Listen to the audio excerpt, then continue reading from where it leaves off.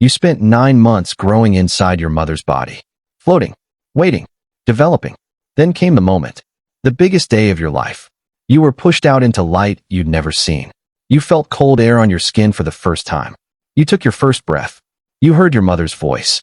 You cried. You were alive. But here's the strange part. You remember absolutely nothing. Not a single moment. Not her face. Not the pain. Not the light. Not the first sound. Nothing. The most important day of your existence completely vanished from your mind. So the question becomes, did your brain delete those memories? Or were those memories never created in the first place? And if they're truly gone, where did they go? Let's find out. This phenomenon has a name, infantile amnesia, and it's one of neuroscience's greatest unsolved puzzles. It's not unique to humans either. Rats forget their early experiences. Rabbits forget theirs. Chimpanzees forget theirs. But here's what makes it bizarre. Your brain is forming memories during your first year. You learn your mother's voice. You learn your father's face. You learn language patterns. You learn that crying gets you food. You're relearning constantly. So memories are being made. But somewhere between age 1 and age 3, something happens. Those memories vanish like they never existed. It's as if your brain recorded everything on a video camera, then erased the tape. But the question is, why would evolution give us such a cruel design flaw? Why would nature allow us to forget the most formative moments of our existence? Unless it's not a flaw at all. Maybe it's a feature. Before we understand why you forget being born, we need to understand what's actually happening during birth. Your brain doesn't just experience birth. Your brain experiences birth while in abs. Picture this. For 9 months, your brain developed in darkness, in constant temperature, in weightlessness, in muffled sound. Your sensory world was minimal. Then suddenly, everything changes. Your brain is squeezed through the birth canal. Pressure. Incredible pressure. Your tiny neurons are compressed. Your delicate brain is being physically transformed by the process itself. At the same time, your body is flooded with stress hormones. Cortisol, adrenaline. Your heart rate skyrockets. Your blood pressure surges. Your oxygen levels fluctuate. This isn't a gentle awakening. This is sensory overload meets physiological trauma. And then, you enter a world of light. Brightness your eyes have never processed. You feel air. Temperature changes. Touch. Sound. Loud, chaotic sound. Everything is new. Everything is overwhelming. Your brain is receiving more sensory information in 1 hour than it received in 9 months. So your brain does what any overwhelmed system does. It tries to survive. It doesn't try to beautifully encode your birth experience into autobiographical memory. It focuses on staying alive. Here's the neurological truth. Your hippocampus isn't ready. The hippocampus is the brain region responsible for forming explicit memories, memories you can consciously recall. It's the save button for your autobiography. But in newborns, the hippocampus is still being built.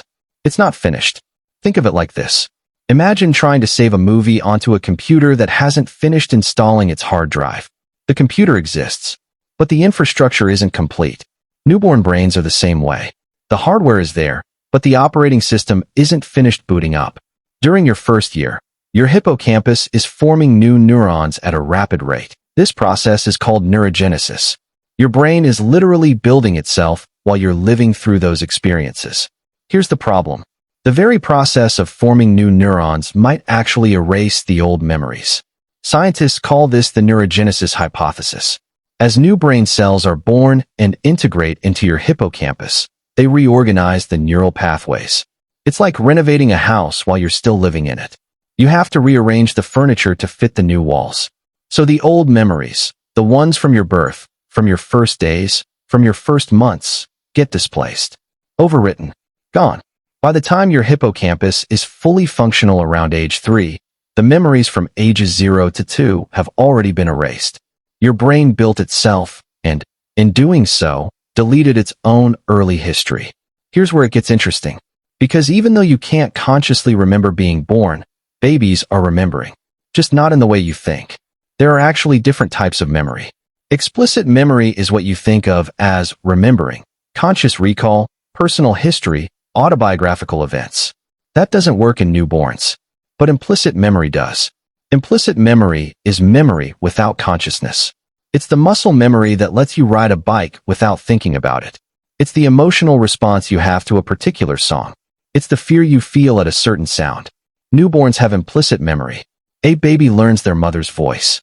Not consciously, not as a memory they can recall, but their brain remembers it. A baby learns their mother's smell. A baby learns the rhythm of language before understanding a single word. A baby learns that certain situations are safe and others are dangerous. All of this learning happens through implicit memory. And here's the crucial part. These implicit memories stick. They don't get erased with your hippocampus. They restored elsewhere, in different brain regions. The amygdala stores emotional memories. The cerebellum stores procedural memories. The cortex stores sensory memories. So you don't remember being born consciously, but your body remembers. Your emotions remember. Your nervous system remembers. This is where it gets profound. Even though you have zero conscious recollection of your birth, of your first week, of your first year, those forgotten moments are still shaping you right now. Your birth experience created implicit patterns in your brain. If your birth was traumatic, forceps delivery, cord around your neck, extended labor, your nervous system learned that the world is chaotic and unpredictable. That pattern got encoded. You don't remember it, but your body responds to stress differently because of it. If your birth was gentle and calm, your nervous system learned something different. Your mother's voice during pregnancy, you still respond to it differently than other voices. Not consciously, but measurably. Your first emotional experiences, the first time you felt safe, the first time you felt abandoned, those shaped your attachment patterns. You don't remember those moments, but they're wired into how you form relationships as an adult. Scientists have found connections between early birth experiences and later anxiety, trust, and emotional regulation. Your first year of life, the year you don't remember, essentially built the architecture of your personality. Your fear responses, your trust responses, your learning patterns, your stress tolerance. All of it was constructed in a time period your conscious mind has completely erased. You are, quite literally, shaped by memories you don't have. The internet is full of stories. People who claim they do remember being born. They describe the tunnel, the light, the pain, the voices. Some claim hypnosis helped them recover these memories. Some claim they were born with innate birth memories. But neuroscience is skeptical. Here's why. When neuroscientists test these supposed birth memories, they find something consistent. They read false memories. Not lies. False memories. Your brain is extremely good at creating memories that feel real but never actually happened. If someone suggests to you, remember the light? Remember the pain? Your imagination creates a memory to fill that suggestion. It feels authentic, but it's constructed, not recovered. Could someone theoretically retain an explicit memory of birth? Possibly, but it would be extraordinarily rare. It would require a hippocampus that functioned differently than almost every other human's. And we have no verified cases of anyone truly remembering their own birth. What we do have is the implicit memory layer, the unconscious shaping we already discussed. That's the real birth memory. That's what's actually preserved. But here's what this all reveals about something deeper.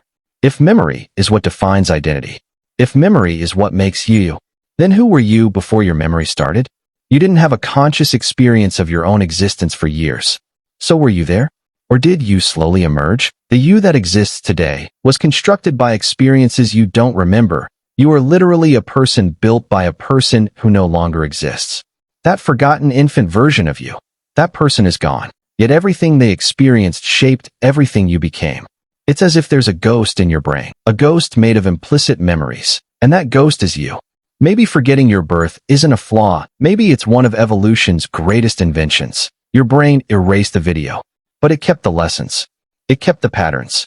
It kept the emotional truth, but you carry all of it. You are made of memories you've forgotten. You don't remember being born, but your birth never forgot you. It's been whispering to you every moment since, in everything you've become.